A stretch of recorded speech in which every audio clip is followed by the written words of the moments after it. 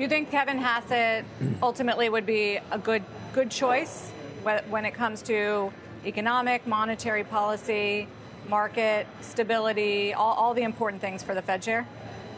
I think all 5 candidates on the shortlist are qualified, experienced, and I think reduce the concern that we once had that you will get a purely political appointment.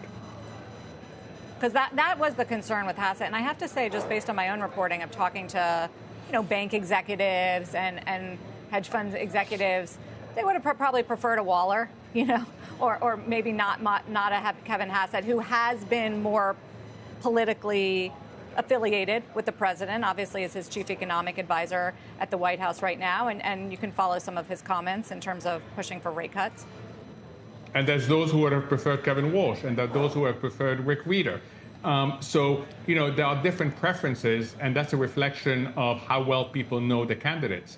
I think what has emerged in the last few weeks, Sarah, is the recognition that the chair may be a necessary but not sufficient condition for the president to get what he wants. To make it sufficient, you have to have content, economic content.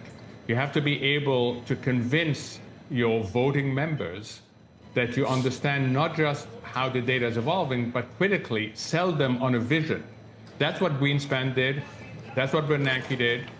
That's what Yellen did. And that's what, unfortunately, Chair Powell has not done. And that's why we have these incredible possibility of 3 dissents on one side, up to 5 dissents on the other side. And we have this volatility in market expectations. Yeah, you sound like B of A today, Mohamed. They say for Hassett, if the economy is as resilient as we expect and there's limited turnover on the committee, Hassett might struggle to make the case to bring rates, in their view, maybe markedly lower than 3%. One last question for you. New York Fed did a nice chart this week of mortgage refi applications, and the rejection rate, it's the highest it's been in more than a decade. I wonder if you are thinking about, we can bring rates down, but if the employment backdrop withers on AI or whatever, the qualifications, do we end up starting to talk about pushing on strings? Yeah, so I'm really glad you raised this. You see this also in car loans issues. The lower segment of the household income distribution is really under pressure. And it is this word affordability. And affordability has 2 elements to it. It has the price you pay, the mortgage rate you pay, and it has the income with which you pay it.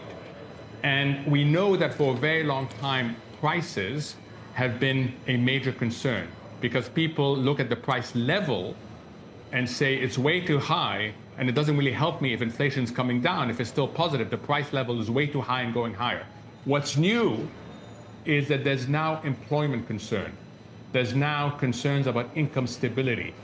And that is why you're seeing lenders being more cautious, because they have this thing in the back of their mind. What if something that's been really solid for a long time, employment, weakens? What happens to income? And you're starting to see this in the behavior of lenders.